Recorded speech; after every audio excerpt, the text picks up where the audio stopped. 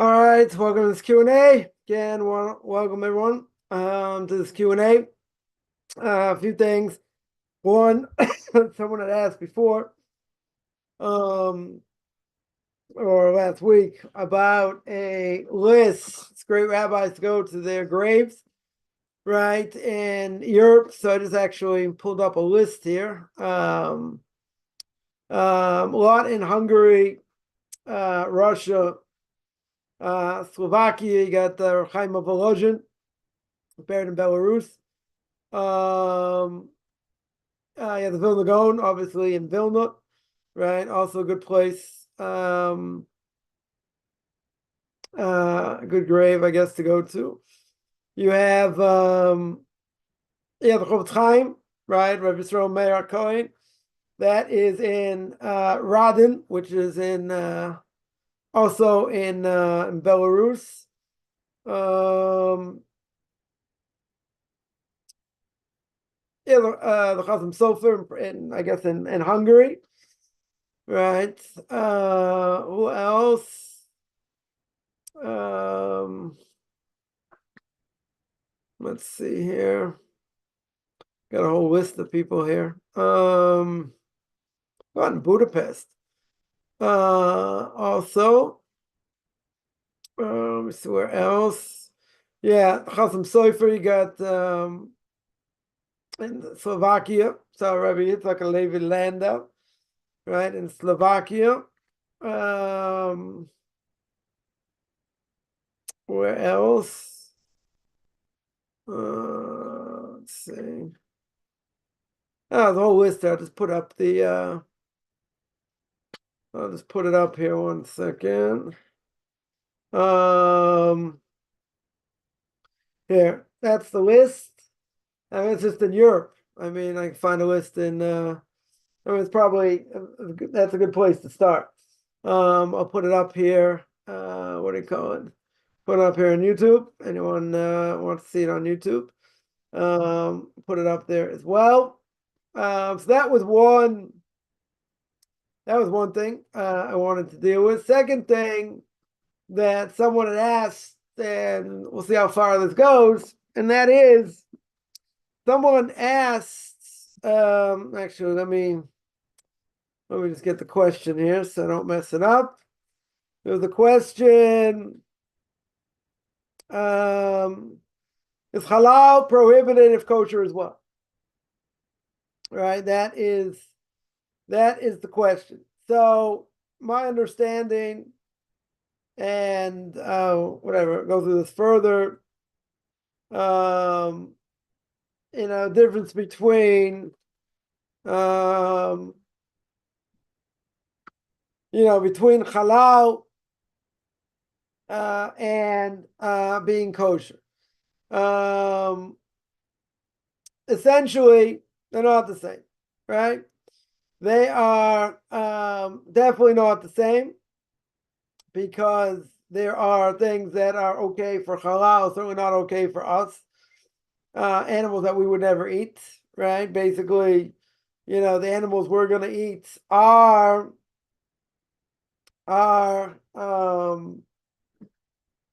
what do you call it? We're going to eat animals that have a cleft foot and chew its cud, right? It's got split hooves, sorry, and it chews its cud. Those are the only animals we're going to eat. Muslims can eat, other animals, as well, but they're not, they won't eat pig, okay. But anything else pretty much, as far as I understand, it's not going to be a problem. But keep in mind one thing, and this question goes up a lot, so I'm going to deal with it here, that, people ask about, what do you call it, about shechting, about ritual slaughter, right? Can someone ritual slaughter themselves? And the answer is no, right? A Jew ritually slaughtering definitely more problematic. Definitely more problematic. But you say, what if they learned all the laws and they were proficient in all the laws and they went, they were under the guidance of a ritual slaughter, right? So if he's standing there watching, it's a good question. Would that be good? Right? Would that be good? So by a Jew, all things being equal, as the Gemara says, you got a gadol min al gadol, right? Or you got an expert over here standing next to him. So by a Jew, we're going to say it's okay, not by a non-Jew. Because a non-Jew, are they going to be trusted to say, I didn't push it in hard? I didn't push the knife in hard, which would mean that could be a nick, or they could hit a bone, right? Or, or something. So there are two issues here. One issue is there are a lot of laws to learn. It's not the practical application we're talking about here. I mean, that's part of it. That's definitely part of it, right? Where to go in, how to do it. Okay, there's practical application. Yeah. But with the practical application comes what? Comes the laws that you have to learn. What's problematic, what's not problematic, could I rely on it after the fact, etc. A lot of laws. Non-Jew, or a secular Jew for that matter, they ain't learning them on their own. There's just no way. Right? Not possible. Laws are very intricate. Right? You spend a long time just going through the laws themselves before you even pick up a knife. Right? Before you even pick up this knife. So first, you got to get the laws done. Right? And, that can take a long time. That can certainly take a long time. Nobody's doing it on their own. Right? Make no mistake. Nobody's doing that on their own. It's complex, like anything else. There are myriad of halachas, right? It's very complex. That's one thing. Second thing is, just because you learned the laws, let's say you learned the laws well. Let's say, however you learned the laws, you got the knowledge. Now you're going to learn how to do it. Learning the laws is one thing. Now, it's going to be practical. But no one is going to do it on their own. That you need to watch. You need to watch someone, A, who knows the laws, very well versed in the laws, and B, practically speaking, know what they do. They know what they're doing. Right? That you need. Can't just do it on your own. Right? For sure, you can't just do it on your own. That's the second thing. So you need the practical application, right? My example always is, imagine, the person seeing any videos, they read a lot of books about swimming. Yeah, very good. Now, what would happen if someone threw you in the ocean? Yeah, deep in the ocean, or someone, or you went into the deep end of a pool. What's going to happen? You drown. Because they don't know, you're book smart. You know all about swimming, but it's not practical. You're not getting the practical application. But there's a third factor. Even if a person has the knowledge, even if the person has the experience, right? And let's say they're good at what they do. There's a third application here. The third application is you got to have fear of heaven. You have to have a lot of fear of heaven. How can you see it? You don't know what that's in a person's heart. I mean, you have to understand the person slaughtering the animal. Say you take a cow. Cow's a very big animal. You messed up a little bit. You got to get the cow to non-Jews, right? You take a serious loss. So if a person doesn't have so much fear of heaven, of course they're going to say it wasn't a problem. Of course they're going to say everything they did was okay. Because there's a loss. They don't want to cause their boss a loss. So that's the next thing. So how do you know? A person has that reputation. It's not about just how much you know. It's not even about practical experience. You can have people, rabbis included, I mean, this is what I'm thinking of, right? They can have a lot of knowledge, can have a lot of experience, and these people are disgusting people. You're going to say, how can it be? One of my rabbis once told me, learned under someone a Talmudic genius. And he told me it didn't last more than 2 weeks learning by him. He said, genius, there's nothing to talk about. First, was an unbelievable genius. But he said his character traits were so bad, couldn't learn by him. Because both go hand in hand. The Gemara in Chagiga says, 15a, right? I think that's where it is. 15a or 15b says to learn under somebody, that person, that rabbi's got to be someone in your eyes, they're like an angel. Now, does that mean they perfectly walk on water? No. But they have to be in your eyes like an angel. If they're not like an angel in your eyes, you can't learn from them. Now, does that mean anything wrong with them? No. Doesn't necessarily mean that. But there are people that, person's got an evil inclination. They can do things they shouldn't do. They get carried away with things they shouldn't get carried away with. Very good. But I will tell you, and this has happened a number of times, especially on social media, that you see somebody supposedly, called the rabbi, and this person, called out Rabbi Singer and called out Rabbi Skobach, called out me, different things. Someone said like, this person's a hothead. You call him into question, he just calls people names and other things. Person was a fraud, okay. But at the end of the day, someone asked, like, oh, there's more than one. Somebody asked, the person calls himself a rabbi, how do they explain their behavior? So I said, go ask them. I'm not going to answer for them. If they have a right to, be upset and, and people saying things against them, and they have a right to defend themselves. They have a right to defend themselves. But remember, even if you disagree, you see, even by the greatest rabbis that disagree, sometimes the language is very sharp. Yeah. Sometimes the language is very sharp because, they'll say, oh, what this person said, what a waste of paper that they wrote on. I mean, so it's language like very, very sharp. This person is going to permit treif in Israel, right? In other words, if you listen to what he said, not saying he was a heretic. Wasn't saying he was a heretic. He was saying in certain things in conscience he made a mistake. And he made a serious mistake, according to him. So he's saying that a person like that is going to cause a lot of things to be treif for the Jewish people, right? Animals to be treif, can't eat it. But again, it's not a personal thing. It's not a vendetta. It's something where they're saying what this person does is problematic. It's extremely problematic.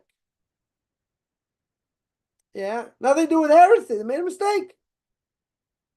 Person can make a mistake in the laws of Shabbos, laws of kashrus, different things, and a person can permit things that are really forbidden. Now, does that mean the person's a heretic? No. Doesn't mean they're a heretic. Right? What it means is they made a mistake. And they're causing other people to make the same mistake. That's a different issue.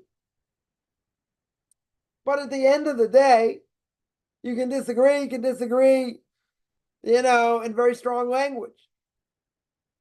But at the end of the day, bottom line, got to show respect. Even the House of Hill, House of Shammai had a lot of disagreement. Yeah.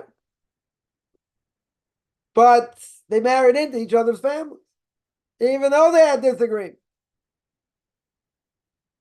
So you got to show respect, right? So someone's out there blasting, in a negative way, in a way where, they're calling into question people that should never be questioned in general. I mean, people are perfect. We're not saying that. Yeah. But someone's got the status of a rabbinic scholar. It doesn't mean the world's greatest rabbinic scholar. It doesn't matter. You got to show respect.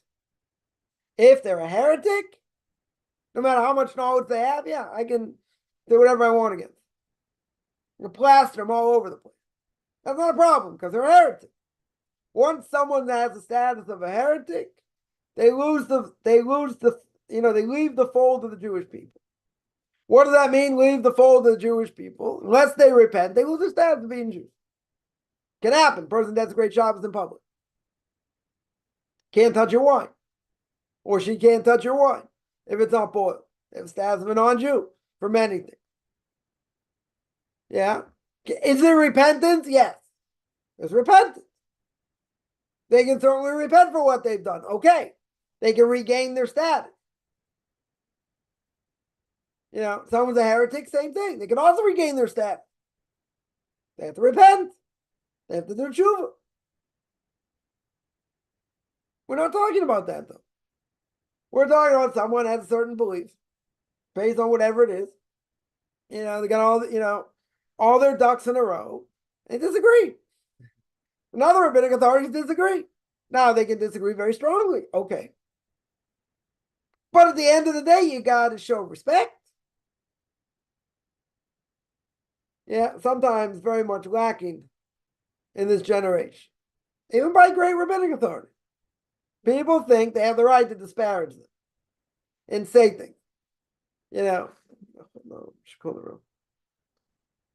I hear things said about my Rabbi many times. People who talk don't come up to his toenails, the crust in his toenails. Who would tell me they're a contemporary that disagree with him? They have the knowledge to disagree with him. Okay. I don't have an issue with it.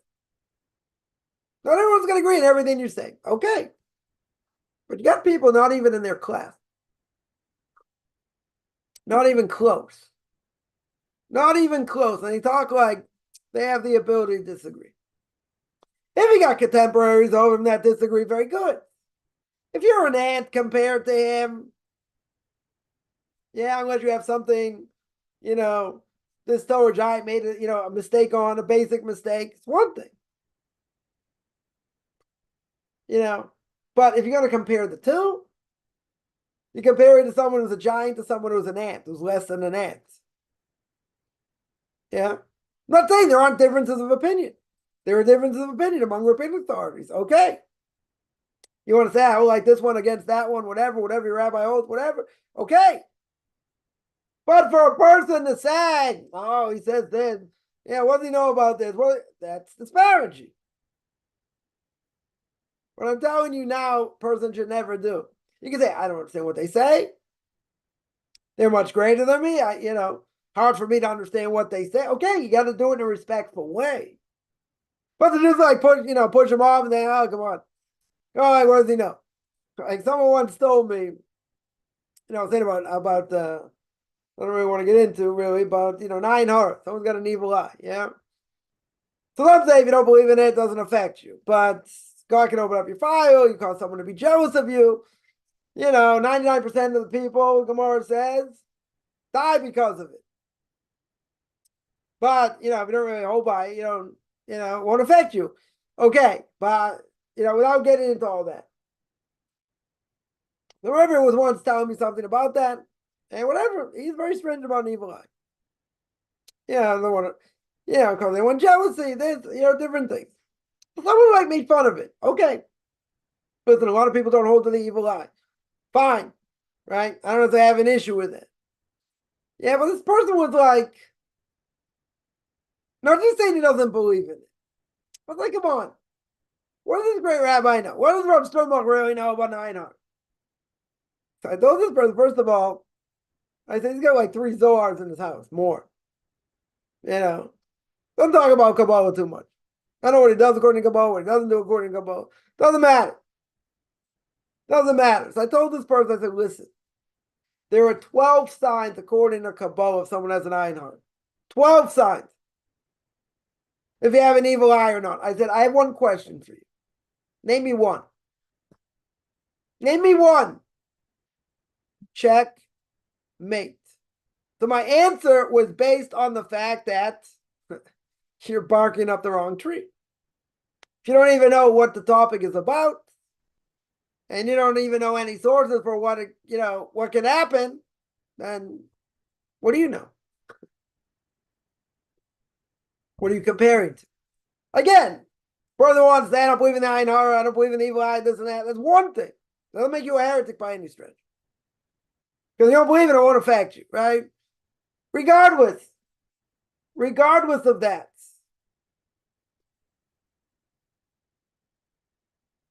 But you're not going to make fun of a Torah giant if you can't even name one of the signs according to Kabbalah. Now, you would think that would be obvious. You would think. Some people they think, okay, this great rabbi said this, off the wall. He's off the chart, shouldn't have said it, this, that. Like, yeah, again, depending on what it is, just speaking in generalities. But like, who in the world are you to open your mouth? Yeah. What are my personal pet peeves? Okay, you call someone on something. Let's say they make a statement, say, I don't think that's true. What about this? What about that? Legitimate questions. Legitimate questions. Yeah. But some people, are so stuck for the truth, which is not a bad quality. It's not a bad quality. It's a question of how you ask the question. You ask the question in a respectful way is one thing. What do you mean? Doesn't it say like this over there? Or what about this? What you ask in a respectful way. If you ask in an attacking way, how could you say such a thing? What do you know? Like, you're really obnoxious. Even though you want the truth, I get it. Some people much more blunt than others. Yeah. I will tell you, when it comes to rabbis in general, I'm not, and they're cut above everybody else. It's because of the knowledge they have, some of them, right, that have tremendous knowledge. I'm talking about Torah giants here. People are very quick to say things, and then they're not in their league at all. Seen it many times. They're not close to their league. Now, that means just take whatever they say? No. We're not saying that. Okay, you got to look into it, etc. If you have rabbinic authorities that are contemporary, that disagree, very good. That's how you can argue on the previous generation, right? Commentaries say, how can you ever argue on the previous generation? The rabbis' previous generation is much greater than us. So even if someone's a Torah giant in this generation, they can't just argue on a previous generation unless they have somebody in that generation that agrees with it.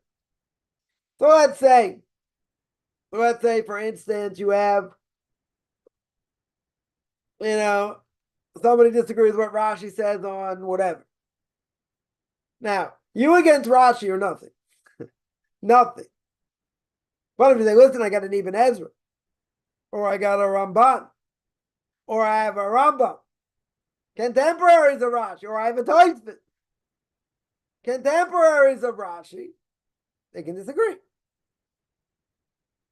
But at face value, one-on-one, you can't do that. Some heretic once said, if you argue on one of the Torah giants of the last generation, right? So I'm saying, well, Rav Shach was, a Torah giant of the last generation, the head of the Panovich Yeshiva, B'nai Brak. And someone once said, he has his opinion, I have my opinion. Now, what is that telling you? That person feels they're equal. And they have the right to argue. That's kind of hard to say. Rav Shach was like the Torah giant of the generation. So he's holding up here. The other rabbis like, down here. How do you compare? If you tell me he had other people disagreed with him in his generation, okay. You have disagreements. Many times the Ravid disagreed with the Rambam. And the Rambam disagreed with the Rosh. And with Rashi. And with others. Okay. That's not a problem. They're contemporaries. The Rambam cannot say, I disagree with the Gaonim. Or disagrees with a Tana or an Amora unless he's got someone in that generation disagrees. Because they're not on the same level. It's not the same playing field. Yeah.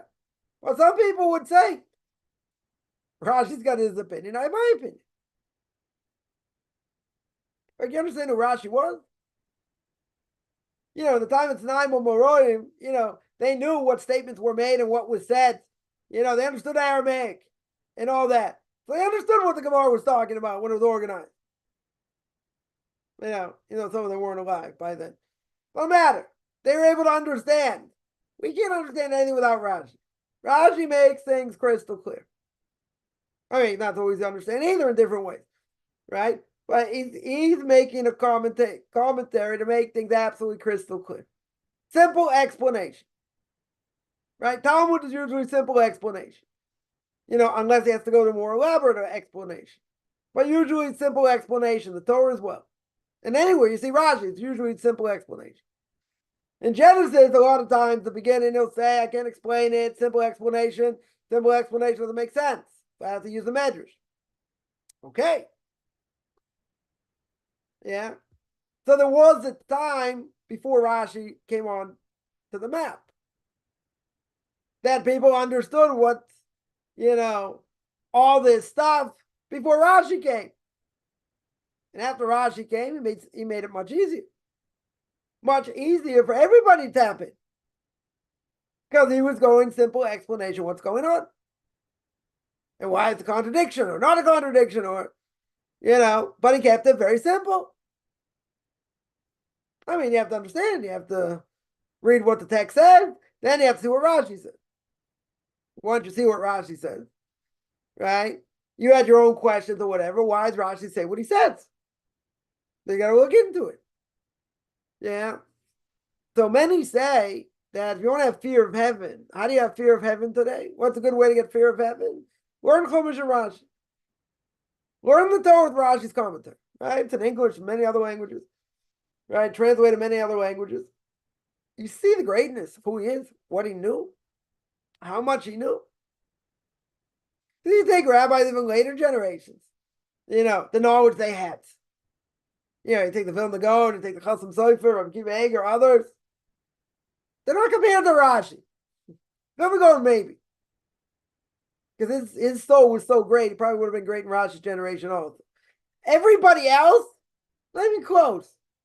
Not even close. You want to tell me you're on that level? If I got a Ramban, I got a Tosfos, I got an Ibn Ezra, I got other commentaries, contemporaries of Rashi. Good. You disagree. You yourself?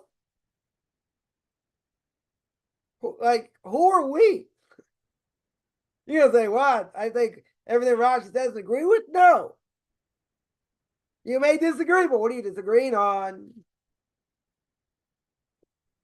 Your puny way of understanding? You got to see what the other commentaries say. You got to see what the contemporaries of them say. But to think I'm on that level? Yeah. So you think someone's got a big mouth. They want to say things that are, way out there. Right? So this person was called out. I gave him a golden opportunity a number of years ago. Show who your rabbinic authority is that vouches for you. Gave him a golden opportunity. Took pot shots at me. Took pot shots at Rabbi Singer, Rabbi Skobek. Yeah. So this person's doing like diet stuff today. Out of the picture. Very good, because he misled people. He's like, I got my credentials. I said, great, show him. Show the whole world. Anyone goes to my blog, orthodoxword.com, everybody knows who my rabbinic authority is. Everybody knows. Nothing to hide. Nothing to hide. Someone doesn't show, that's kind of a problem. I know someone, that has a great resume. Great resume. What's missing on the resume? You look at the resume, to this, to that, teaching here, there, informally, formally, very good. What's missing? You know what's missing that jarts out like a sore thumb? What's missing is the rabbinic authority they go to, they rely on. Missing. Now you can tell me he didn't put it in, I don't know, for whatever reason, or everyone knows where he goes, blah, blah, blah. You put on a resume who vouches for you. And the bigger the person, the better. But if you don't have that, what does that do? Calls into question. Yeah, I can say, I learned here, I learned there, very good. Maybe you were only there for 2 weeks. Someone claiming to have rabbinic, ordination and learn in a certain place or whatever. He's there for 2 weeks. Wasn't even there for a month, I don't think. I don't think the person's even Jewish, for God's sake. For goodness sake. A person's total fraud, but, it doesn't matter. The point is, who'd you learn by? Who vouches for you? That's a big thing. Now, it could be, person had a rabbi vouch for him, and now, person saying all kinds of things, they revoke it. It can be revoked. Person could revoke rabbinic ordination. Because what they learned, okay, they got credit for it, very good. But now they're saying things against Torah, saying things that are heretical, so you can't call him a rabbi. Right? You're going against what God says, so you can't respect that. Can that happen? It can happen. People can go sour at different things. But knowledge. See, the thing is, to be a real rabbinic scholar, first of all, you have to know all 24 books backwards and forwards of Tanakh. So how many people today could really call themselves a true rabbinic scholar by knowing all 24 books like the back of their hands? That's a good question. Yeah. At the end of the day, they have to be who they are on the outside and on the inside. They have to be the same. You cannot have somebody that, who says one thing and does other things, or thinks other things. You're going to say, how do you know what's in their head? Comes out. It'll come out who they are. You can't hide forever. Person may be very careful. I had someone say, and this should have been a major red flag for me. I mean, it was at the time. It was at the time, but it was already, at that point, it was already too late. I know I was walking on eggshells. A person said, certain things that, were problematic, were pretty much heretical. Should have been it was a major red flag. But I didn't know that. So basically, I was walking on eggshells because of it. Be careful. This is me talking. I had to be careful what I said. I'm dependent on other people. So that, when I heard certain things, I'm like, this is a serious problem. This is a very serious problem. And it was. But, as they say, it is what it is. Or it was what it was. But, integrity is worth a lot. Who the person is, how they live their lives is worth a lot. Not just the knowledge. If you don't have integrity, the knowledge doesn't mean anything. A person doing all kinds of other things. You got, famous Aristotle. Brilliant philosopher. Disgusting individual as well. Students catch him doing something disgusting. They say, hey, what are you doing? This is a great Aristotle. He says, I'm not Aristotle. Is Aristotle the great philosopher? Aristotle does other things. We'll take a more contemporary person. You take Bertrand Russell. Bertrand Russell, taught ethics. Columbia University. So students asked him, you're so unethical. Which he was.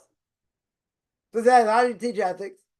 How in the world do you teach ethics? You're so unethical. He said, I taught mathematics, expect me to be a square. Integrity. Torah requires integrity. So when you talk about a ritual slaughter, you have to have a lot of fear of heaven. Not to mention you have to know what you're doing and know all the laws, and learn under someone, be an apprentice under someone until, you're able to do it yourself.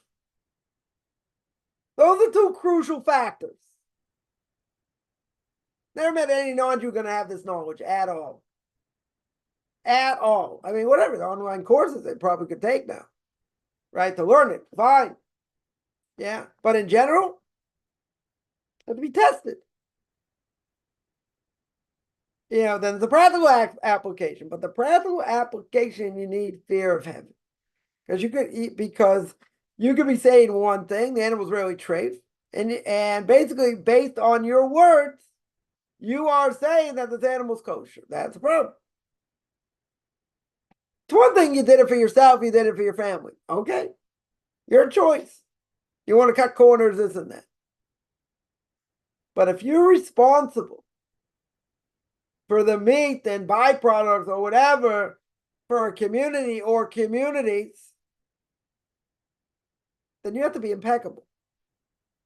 Are there scandals? Yeah. Sometimes there's scandals. Shouldn't be. It happens. People fool people a lot. Other things. But see, if you know how to look, and a person can size up somebody, people can talk a good game.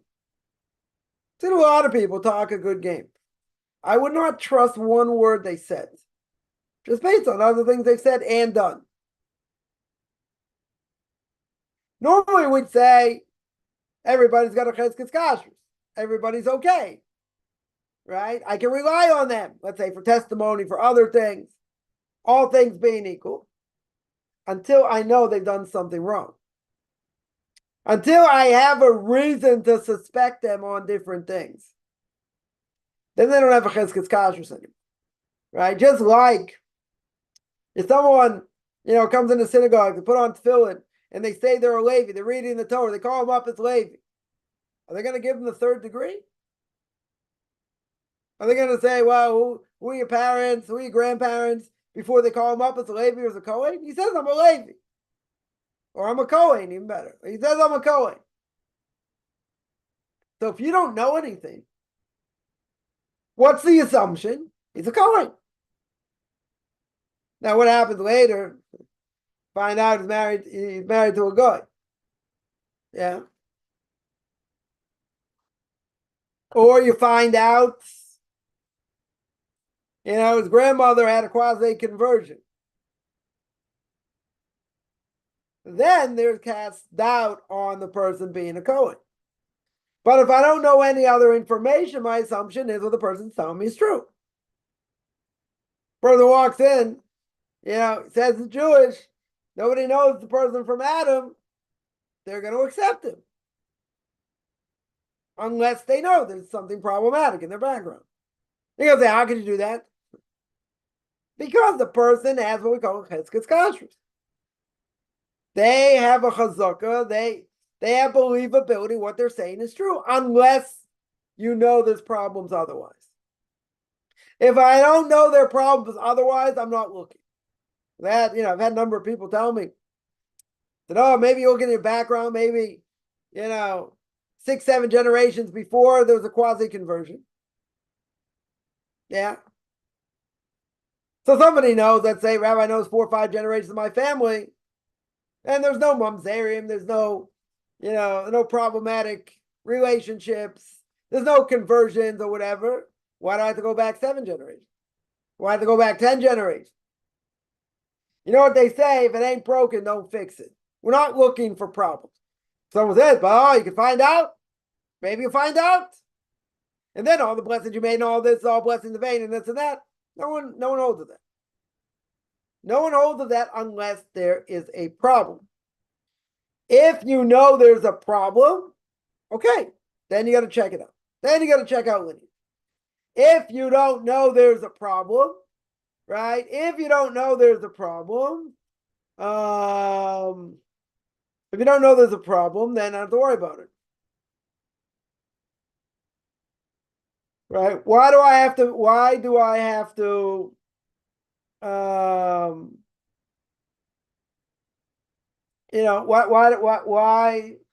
that? Why do I have to worry about it? Right? There's no reason. Right? There's no reason to. Because we're not looking for problems. Right? We are not looking for problems. So if that is true, then I can assume that there are no issues. If there's an issue somewhere, okay, then you got to check it out. But if there is no issue, then why am I looking? Why am I looking for problems? Somebody asked, okay, why does the Tanakh, the Torah writings, prophets, why do they not mention the term oral Torah? Oral Torah was originally supposed to be oral, not supposed to be written down, right? It was never supposed to be written down. Right? It was never transcribed. It was transmitted from father to son, teacher to student, right? That's why it's called oral law, right? Oral Torah. It comes along more than, I don't know, 1800, 1700, 1800 years ago, right? That Rabbi Yehuda the Prince, i.e. Rabbi Yehuda Anosi, because of exile and all kinds of other things, they're afraid oral law would have been forgotten. Therefore, it had to be recorded, right? It had to be written down. It had to be written down. Now, there are a lot of things. There are a lot of things in the Torah when you look at the Torah itself. A lot of things are not explained,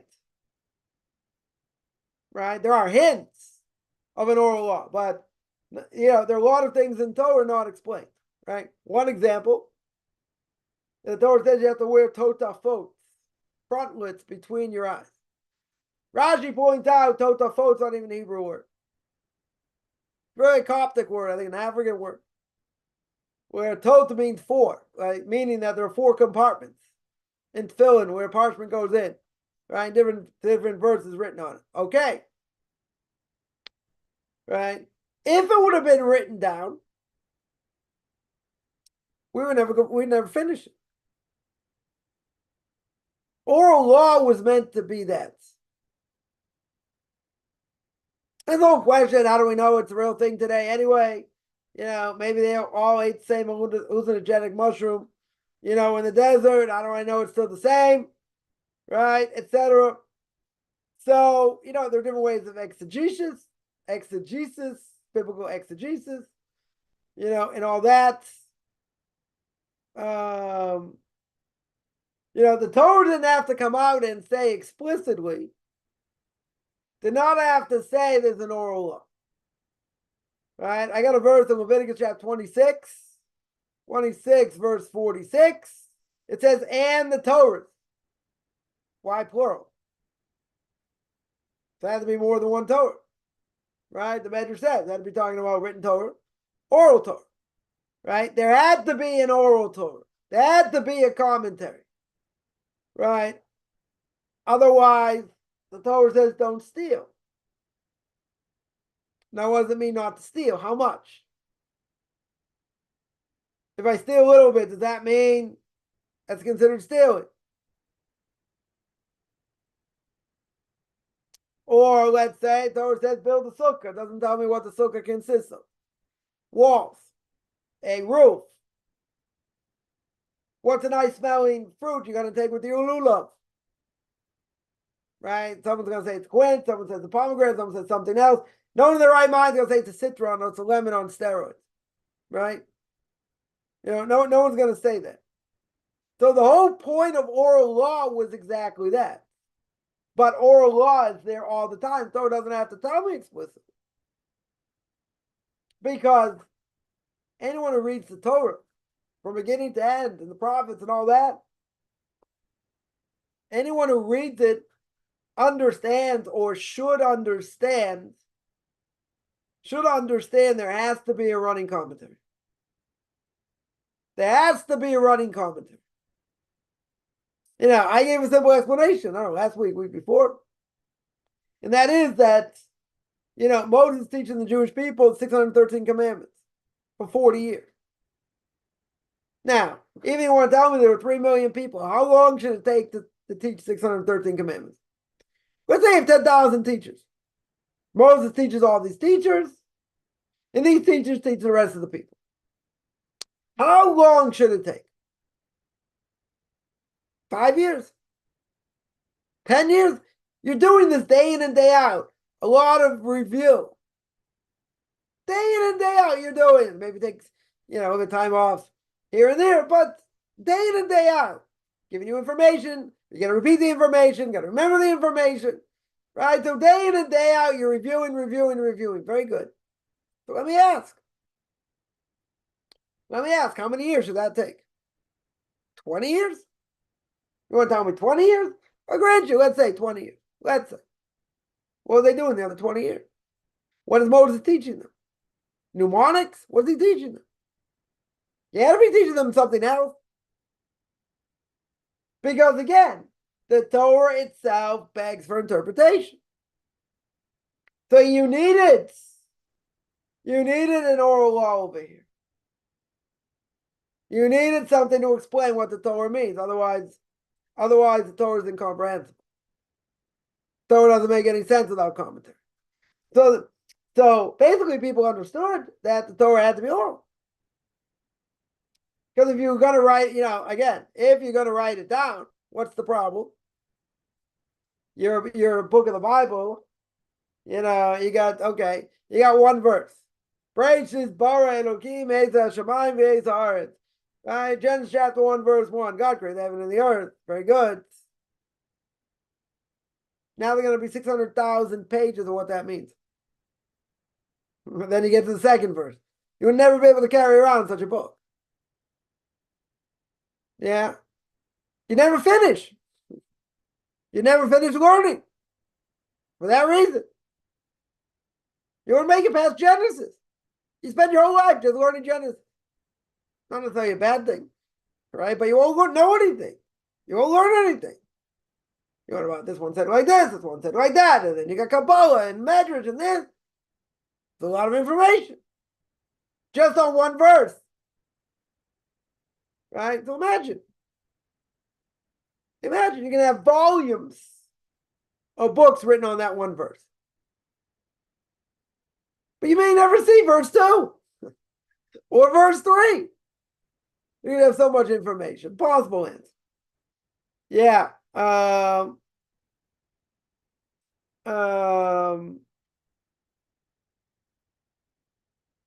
Somebody here asks, let me see here.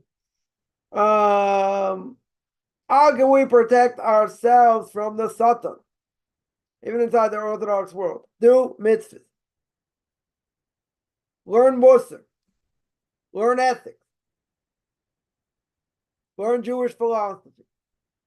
The best way to beat the evil inclination at his own game, is really to learn Musar. Right? We got to learn other things also. So that's how you beat the evil inclination. The more Torah you keep, the more mitzvahs you keep. Okay. Does the evil inclination go to sleep? No. The evil inclination is attacking you 24/7. He's attacking you. Doesn't matter. The way you confront him is keeping Torah mitzvahs and being ahead of the game. Taking a cheshbon and nefesh every day. Take a, self-account. Because you take a self-account of what I did, what I accomplished, what I didn't do. How, did I make blessings? Well, if I'm obligated, how do I interact with others? Yeah.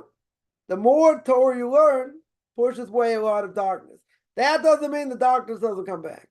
That doesn't mean he's not going after you. He's still going after you. But the way to tackle him, no pun intended, the way to tackle the evil inclination is more Torah. That's the way to tackle him. More Torah, more mitzvahs, more cheseds. That's what you do. Right? That's a good way to do it. Stock market, an ethical job for Jews and non-Jews. Is it an ethical job? I don't see why not. It's all based on, prediction. Question is, is playing the lottery like gambling, right?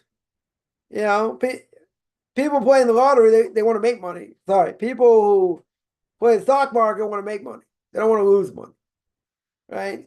You go to a casino, you're going to lose money, right? So the whole question, you have to go to a casino, any type of gambling. If a person has another job, then okay, it might not be a good thing to do, but that's okay. Why? Because you don't want that to be your full-time thing. You don't want that to be a full-time thing because you're not doing anything for the world. You have an obligation to do something for the world. To be part of the world. It's not being part of the world gambling. Right? What if somebody, has no money to live on and they go to a casino 3-4 times a year? Yeah, are they allowed to testify? Because someone who's a gambler can't testify, but what type of gambler? Yeah, if they don't have any other jobs, a problem. They wouldn't be allowed to testify. Yeah, but if they gamble 3-4 times a year, but they're making money otherwise, they have a financial person or they're watching their own money, so that wouldn't apply. Right, that definitely wouldn't apply. Question is the stock market considered gambling? Now, we might think it is. We might think it is because, it could go up, could go down. You obviously want it to go up, so you're going to make money. Right? But at the end of the day, is it prohibited like other forms of gambling? No. Right? Not prohibited, because of that. But you're asking a different question. Is it an ethical job? Unethical job. Right? Unless the person gets involved in insider trading, different things. Yeah, that's certainly forbidden. No question. Definitely no question. Working in crypto markets could say the same thing. Or maybe that's worse in some ways. Right? Is it ethical? I can tell you any field could be unethical. A person could be a lawyer, be unethical. A lot of lawyers are unethical. Some are, some aren't. Any jobs like that. Professional sports, you can be unethical. You get talent, this, that. Okay, forget about Shabbos and other issues. Yeah. Playing American baseball, yeah. A lot of people, were unethical taking steroids, but that was when steroids were okay. Anything self-enhancing now is forbidden. Totally forbidden. But take drug tests. They have an unfair advantage. Okay, so that's forbidden. But I could say any field's like that. Any field can be like that. Can be unethical. So you're asking specifically about stock market. So yeah, maybe stock market's a little bit worse. Maybe it's more like gambling than other things. Could be. I mean, does it mean a Jew or a non-Jew shouldn't be a stockbroker? Non-Jew, I don't see any issue with it at all. A Jew, there might be an issue with it, but you got plenty of Jewish stockbrokers out there. Yeah. If we're not looking at it as gambling, then it shouldn't be an issue. Could a person be unethical doing it? Sure, but that's with anything. Be unethical doing anything.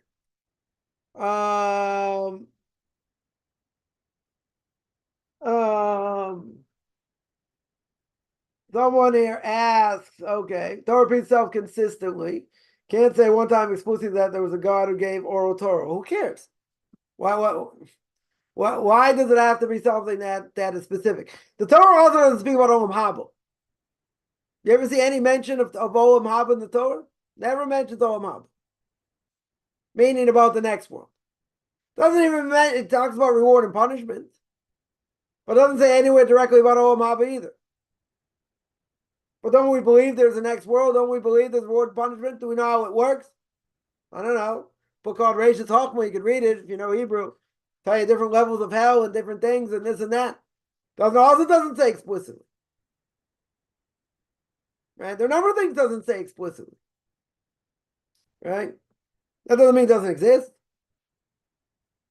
Just because the Torah doesn't do it, doesn't mean it's not relevant. Say, but the Torah has to say explicitly. Why? The Torah says many things, you're right. The Torah repeats itself, but it doesn't repeat itself for no reason. See, the Torah doesn't mince any words. So if the Torah doesn't mince any words, and the Torah repeats something, there's got to be a reason to repeat it. There has to be a reason. It's not going to repeat itself for no reason. There has to be some novelty somewhere about something that it mentions it. There are a lot of cases like this. Some things were said before the Torah was given, had to be mentioned later. And even things that were mentioned, all the mitzvahs that we do, after the Torah was given, very good. It's also repeated a lot of times in the book of Deuteronomy. Right? So you can ask that question. Why is it repeated? Good question. Simple answer is it's repeated because there's something added. there's something there that wasn't explained or wasn't, I don't know, there was no inference or whatever when it was mentioned before. Nothing is repeated for no reason. Right? Nothing. So you say it mentions things many times, right? Now you have to go to each individual verse and you have to see what the commentaries say, why it's mentioned over here. Right? I'll give one example. At the end of the book of Exodus, talks about the Mishkan, building the tabernacle. All the loops, the clasps, the boards, everything. Beginning of chapter 37, I think it's chapter 37, it says, beginning of Parshas Vayakil, what does it say? It's 37, 35. Let me just quote it properly. People say I never quote anything, so let's see. Chapter. Yeah, sorry, chapter 35. Right, chapter 35. Again, we're talking about tabernacle and all that. Then it says, beginning of chapter 35, Moses assembled the entire assembly of children of Israel, said to them, these are things Hashem commanded to do them. Verse 2, 6 days, work may be done, 7 days shall be holy to you, blah, blah, blah. Not all the kindle of fire in your dwellings on the Sabbath day. Yeah. Torah says you got an obligation to keep Shabbos. Very good. What's it doing over there? Right? It already told me over there. Right? Chapter 19, chapter 20. Book of Exodus. Nothing to mention again. There's a connection. The Rashi said what the connection is. There's a connection because anything done in the tabernacle does not supersede Shabbos. So you learn out what's forbidden in the tabernacle, you can't do on Shabbos. What was done in the tabernacle cannot be done on Shabbos. But you have to ask the question. Why does the Torah mention Shabbos over there? It should never mention it. It's already mentioned in other places. Non-Jews not given the Torah at all. Okay. Your expectation is that for Jews, they get the answers to everything. Non-Jew, what are non-Jews supposed to do? Right? Well, that's the question. What are non-Jews supposed to do? What's their obligation in Torah? Maybe they don't have any obligation in Torah. They have to keep universal laws. Oh, where's that brought down? Right? So they're going to know from verses in Genesis. Rabbis learn out verses in Genesis. Very good. Yeah. How would a non-Jew find out what their obligation is if we didn't have a Torah? Yeah. There are answers for non-Jews also. What they're allowed to do, what they're not allowed to do. Right? It's less explicit. It's also less explicit. Yeah. Doesn't mean there aren't answers for them. Right? Definitely doesn't mean that. You know, non-Jews have an obligation to keep what they need to keep. That's universal. Oh, we didn't know that. So we got sources for that. But those sources are learned from the book of Genesis. Of why these laws apply to non-Jews. Not very well known, by the way. I mean, they are becoming more known. Because you got a lot of non-Jews keeping no idol law. You know? You're right. The non-Jews weren't given Torah. Why? Right? Because that's a more basic question. Why were the non-Jews not given the Torah? Right? What's the answer? They didn't want it. God went to all the nations. All the nations rejected the Torah. Now you want to tell me they're hints, they're this, they're that, the other thing. Non-Jews didn't want the Torah, so what do you want? They rejected it. They want to be part of the Torah. Fine, they can convert or keep the no-idol law. But they rejected the Torah 100%. Yeah? Based on our source. Yeah? They rejected the Torah based on the Medrash, based on the Gemara. You're right. Why weren't they given the Torah? Very good. They didn't want it. God came to Jewish people. He said, you want the Torah? They said, Nas definition. We will do, and then we'll hear what all the Torah says. That's it. Right? You weren't given the Torah because you didn't want it. Your let's say better. Your great-great-great-great-grandparents didn't want the Torah. Now you got to blame that on us. You're like, we got the Torah because you didn't want it. Right? So now people understand their universal laws. They want it, if they want part of it, good. Or they go through conversion, they can have all the laws. Okay. But the reason they didn't get the Torah is because they didn't want it. That's why they didn't get it. That's why they didn't get it. All right. Somebody asks, Short advice on how to pray. Yeah, that's maybe we'll tweet that on Thursday. Prayer is a whole topic in and of itself. In and of itself. I would say today, in general, it's very easy to pray. Very easy to pray. Why? Because every generation has their own things that that we have to go through. We're living in a time where God's hiddenness within hiddenness. And the only one we can rely on is Avinu Shabbat our Father in heaven. See it by health, see it by livelihoods, right? See it by, by a lot of things, etc. He says Shemon Esrei, we can ask for whatever we want, for all our needs, physical and spiritual, right? And communal. So, it's not a question. The question is how to pray, okay? Right? I'm saying, the obligation to pray, you're giving thanks to what God gives you, for everything He gives you, right?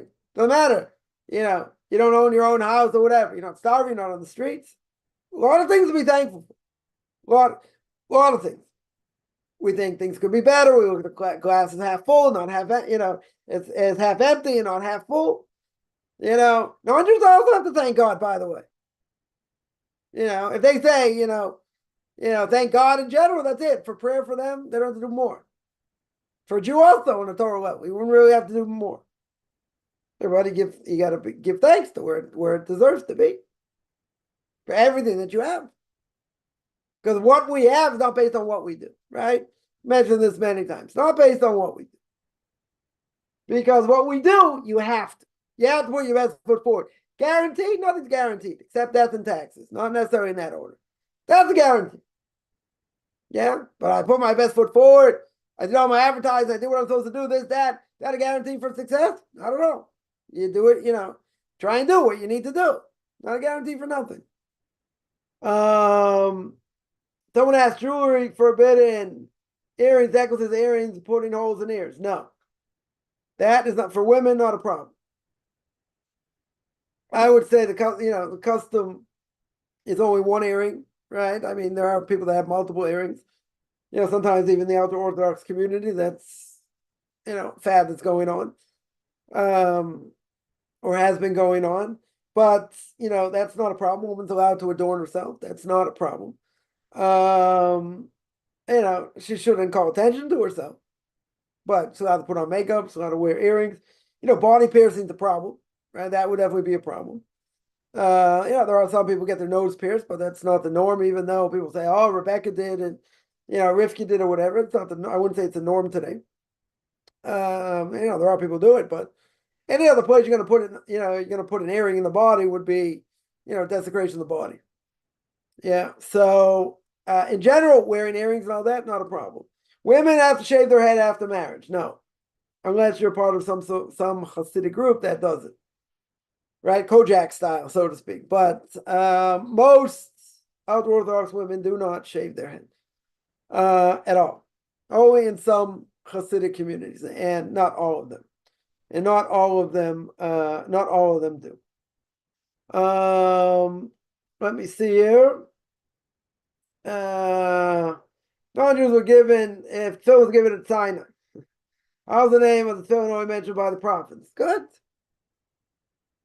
Yeah, well, so the question is, fine. That goes into the same category as the same type of question as why is oral law not mentioned? Again, there, a lot of times the Torah says when discussing the laws of tefillin, for instance, phylacteries, whatever you want to call them, right? The Gemara will say this halacha Moshe Missinai. What's halacha Moshe Missinai? I mean, it wasn't said explicitly. It was a command that God gave to Moses at Mount Sinai. Gave him a lot of commands that are not necessarily written down. One of them is by a sukkah, by the way. Right? The command of how many walls on the sukkah were given to Moshe at Mount Sinai. So that's not explicit. Right? We do have a tradition, based on that. You're going to say, hey, you're not going to put on a verse, this and that. Doesn't matter. Right? It's really not relevant. It's a general question. Right? You mention by tefillin, you can mention by kashrus. You can mention by kashrus. Torah says 3 times, don't cook a calf in its mother's milk. Yeah. So now you got a lot of laws based on that, even though it's said 3 times in Torah. Now, why is it mentioned 3 times? Because it's forbidden to cook it, even if you don't eat it. It's forbidden to eat it, and it's forbidden to get benefit from it. Yeah, but there are myriad laws that the rabbis made, so they don't come to Torah prohibition. Someone's going to say, isn't that adding to Torah? Torah says, Moses himself said you can't add and subtract. That's making a fence around the Torah. Making a fence around the Torah has nothing to do with adding or, adding them. But yeah, so it's like anything else. Things that weren't mentioned. These things, by the way, didn't need to be mentioned. They were supposed to be passed on orally. That was the whole point. You had whole chains of people and, passing it on. Father to child, Rabbi to student. Was it meant to be written down? Why not? What's simple explanation? Simple explanation is because when I know something and I have to give it over to someone else, that means I know it better than if I have it in front of me. Meaning, if I have to pass something down, let's say to a child or whatever, you ingrain it in them. You want them to repeat it. You want them to make sure that they understand it, because if you give it over, they don't understand it. You didn't give it over right. So if Torah was so crucial and Torah is so important, right? If Torah is so important, if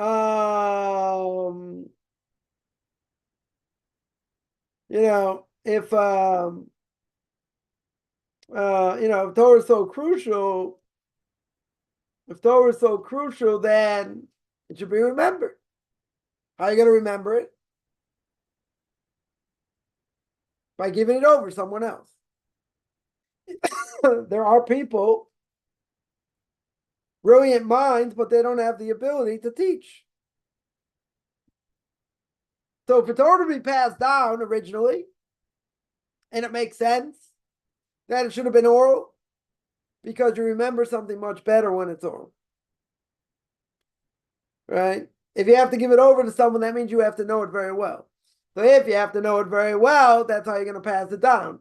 It'll get passed down much easier, in such a way. And that's really the way it should have been. So what happened? There was exile. Jews thrown all over the world, so to speak. People not being in contact with others. So that being the case, you have a lot of times, I'm going to say this, we have it on source like this, or vice versa, whatever it may be, because a lot of things could have got lost because of exile. So what exile did, or potentially was going to do. So the rabbi said, okay, really, we're going to know, the Jewish people are going to know, the Torah much better if they pass it down orally. True. But if you have other factors involved, that they're going to be scattered and killed and all this, then you got to find a different way. Right? Ultimately, the best way is orally. But if you can't do it orally, what's the next alternative? Yeah, you got to write it. Because if you don't write it, only the elite will remember it, no one else. And then it'll disappear. So therefore, it has to be written down. Once it is written down, again, you don't have a choice. Right? If you're going to be in exile, whatever the case is, it's not going to be remembered. How else are you going to remember it? You got to write it down. Excellent. You got to write it down. Now, was that the way it should have been? No. Because when you give it over orally, you remember it better. For sure, you remember it better. And that's the way it should have been. Oh, we messed it up. Right. 100%, we messed it up. The rabbi said, okay, we don't want the Torah to be forgotten, even though really it should be given over. Sure, if you give it over orally, very good. But if we don't do what we're supposed to do, we get exiled. What are we supposed to do? How is the Torah ever going to remember? So you see, by the Reform and Conservative movements, their oral laws out the window. They do whatever they want. They don't by oral law. Right? Do a little bit of this, a little bit of that, a little bit about the other thing. So, does Torah get remembered in these communities? No. These communities are disappearing. Right? They're disappearing off the face of the map. That's what happens. Right? That's why there's so much intermarriage, the lack of education. The lack of education. right? So therefore, if you don't, and this is, and you know, and this is the point, is that even if Torah, even if oral law is not mentioned explicitly, yeah, even if it's not mentioned explicitly, we know throughout the generations they kept things even if it's not mentioned, right? Good example, you know, they found mikvahs from time of Herod, from the time of Herod, King Herod, and they match exactly according to what the Mishnah says well before the Mishnah was written down. So there was already an oral law that existed. It just, that write down for various reasons. So, so you could say that this is the best way to keep it. This is the best way to remember it. You need to mention it explicitly. It was already there. It was already like in the air. So Torah doesn't have to mention it. But at the end of the day, if it's not written down, it gets lost. Right? Essentially, it gets lost. Someone had one argument against Christianity that it doesn't say the Messiah will die. They only ask why the idea that oral Torah is written down. What relevance is it? No relevance here, right? Well, what's relevant? We hold the Messiah can't die. Yeah, we got sources that say the Messiah can't die. That's one of the things he can't do. Okay, that's not one of our claims against Christianity.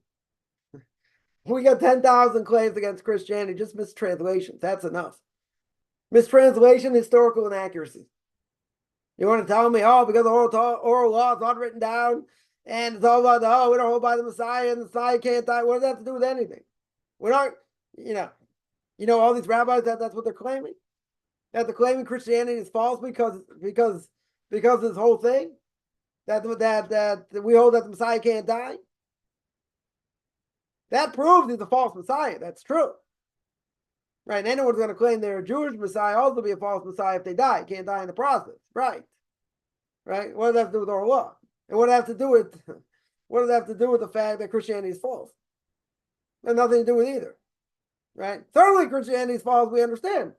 If you would have asked me the top 10 reasons or top 20 reasons why Christianity is false, this comes up to like number 257,802. It's irrelevant. It's irrelevant for our argument about oral law and everything else. Doesn't matter. Right? It's totally irrelevant. Right? It's totally irrelevant to this discussion. Yeah. Any other even if oral law is not explicit in the Torah, okay. Even if it's not, is that going to stop anyone from lighting Hanukkah candles? Even Reformed Jews light Hanukkah candles. Right? Conservative Jews light Hanukkah candles. Yeah. Shabbos candles also. Right? All these things are part of oral tradition, even would never be written down. There were traditions already passed down well before they were written down. So even if it's not written down, it's got no authority. If it's not explicit in the Torah, that means it has no authority. Because some people are going to claim, that's what the Karaites are going to claim. If it's not written in the Torah, we're not going to keep it. Look what happened to the Karaites. They're going to hold according to their own interpretation, whatever the Torah says. Right? And plenty of people are going to say, how am I going to listen to God? So go listen to God. They will disappear. Not a double standard. People who are not going to listen are going to disappear. That's the bottom line. It's the bottom line. Oral law doesn't have to be written explicit in the Torah. Yeah, for it to be passed down and for us to keep it. Right? The Torah says explicitly in the book of Deuteronomy, you have to listen to the rabbis, right? It says you got to listen to the Levite, the priest and the Levite, right? The Kohen and the Levite in every generation. You don't listen to them, you're liable for death penalty. So who's the Kohen and Levite today? It's the rabbis. Yeah. So regardless of whether it's written down or not, you have to listen to them.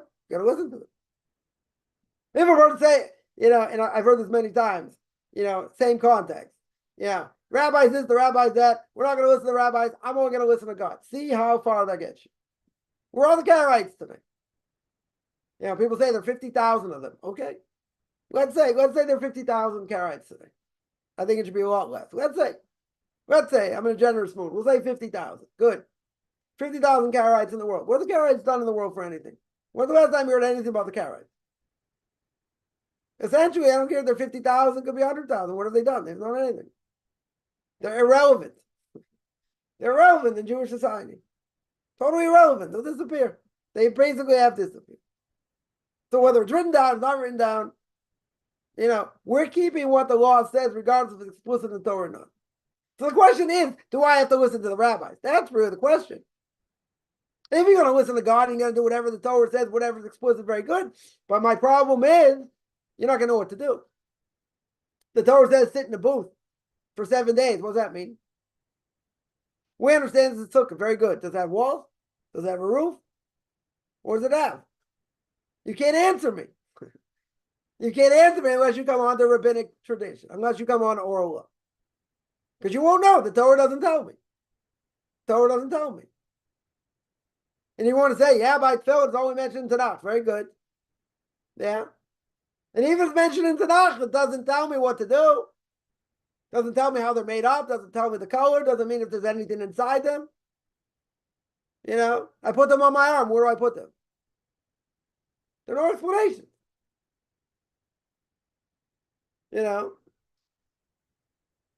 So, yeah, the point is, unlike the prophets never spoke such an important topic if it existed. Again, even if they spoke about tefillin, how many laws there are in tefillin? Thousands. Thousands of laws in tefillin. Yeah. So what they tell, so what's tefillin then, according to them? According to the prophets tell us anything? Does anybody make any explanation what tefillin is according to the prophets? No. You see, but then you got another problem. If we understand the prophets are who they are, and God is speaking to them, yeah, and God says, I want you to tell them that such a thing as, that such a thing as tefillin. Good, you could ask, why is not mentioned in the Torah? Good. Yeah, but God's not telling them what to do and how to do it. You don't have chapters and chapters of what the laws of tefillin are. Yeah, you don't have it. Right? You don't have it. Right? So you want to say, oh, maybe it never existed. Maybe it never existed. Maybe. So what do we have today? It's all made up thing. It's all made up thing. Right? I'm going to tell you what the bottom line is. Bottom line is, do I have to listen to the rabbis or not? That's the question. If I don't have to listen to the rabbis, yeah, you're right. I wouldn't light Hanukkah candles. I wouldn't put on tefillin. I wouldn't keep any of these things. Yeah. I'll keep whatever I think, the scholars or the Karaites will say. And where's that going to get me? Where's that going to get me? You're going to disappear.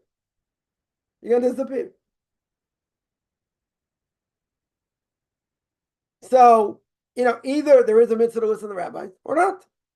If there's not a mitzvah to listen to the rabbis, then I can interpret what the Torah says. You're going to interpret it one way, someone else interprets it a different way, right? Torah says you can't have multiple Torahs. Right? Another thing about oral law. You can't have things contradict each other. It has to be universal. You're right. There'll be difference of opinion, okay. But we hold certain ways. So again, bottom line is going to be either I listen to the rabbis or I don't. So if you don't want to listen to the rabbis, what's your alternative? The alternative is going to say, I'm going to listen to God. I listen to what the Karaites say. Okay. People can make that choice.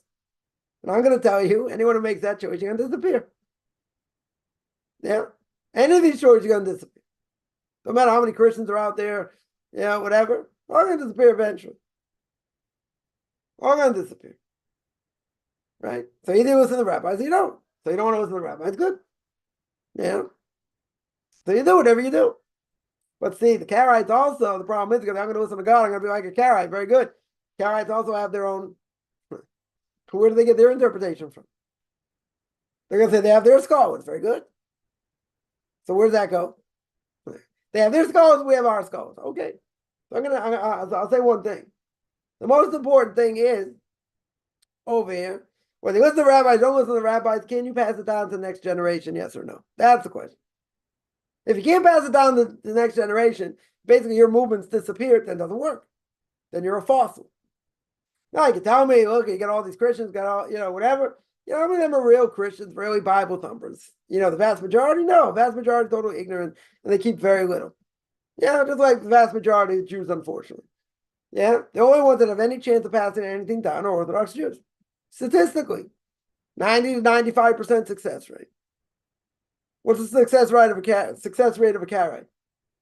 Very little. 10%, 5%. In my estimation, I don't care if they're 50,000, they don't exist. They don't exist. They have no relevance in Jewish society today. You tell me even among them, okay, but where do they get their interpretation? They say, we listen to God. We only follow the Torah, but they have interpretation also. They have to interpret it. What does it mean not to steal, according to them? What do they wear tefillin, don't they? They also wear tefillin. So they have to hold the oral law. It's some things, they might pick and choose. They don't want to pick and choose. You want to tell me the prophets didn't know what parchment went in tefillin and what tefillin looked like? Sure they did. That was passed down from Moshe to them, right? Sure was known. So again, either person's going to say, I listen to God, whatever God says, whatever the Karaites say, whatever, no interpretation, or I listen to the rabbis. That's it.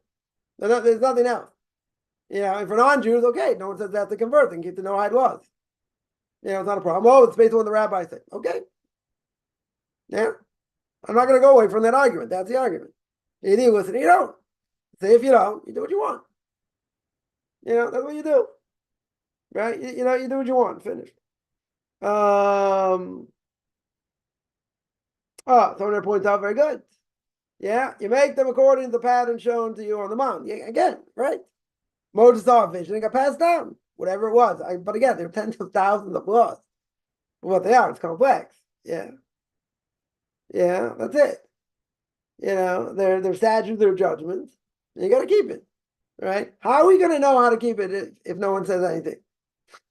The Torah doesn't tell me, right? So, regardless of whether oral law is explicit or it's not explicit, does not stop anyone from keeping it. They just don't want to. Some people don't want to listen to rabbis. Okay. So they don't have to listen. So don't listen. But I will tell you, anyone who goes against the rabbis will disappear. That's what happened. That's what has happened. Right? And we see that. We see that throughout the generations. Yeah. Any other questions here?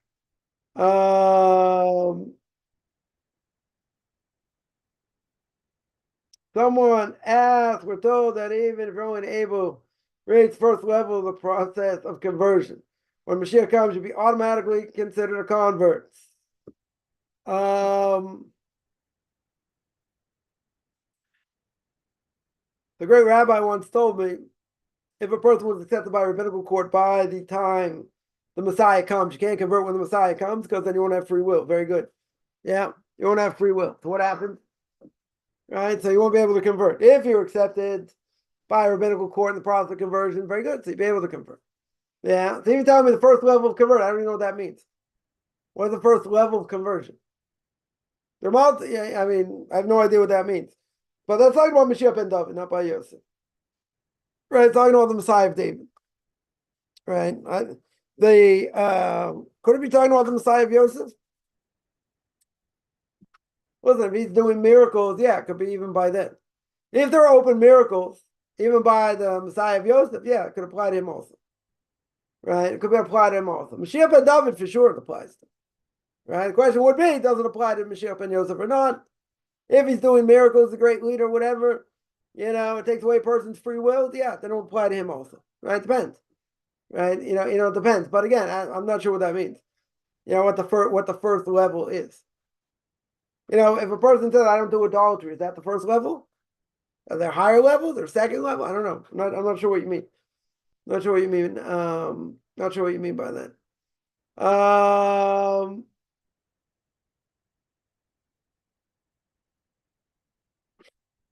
Yeah, any other questions?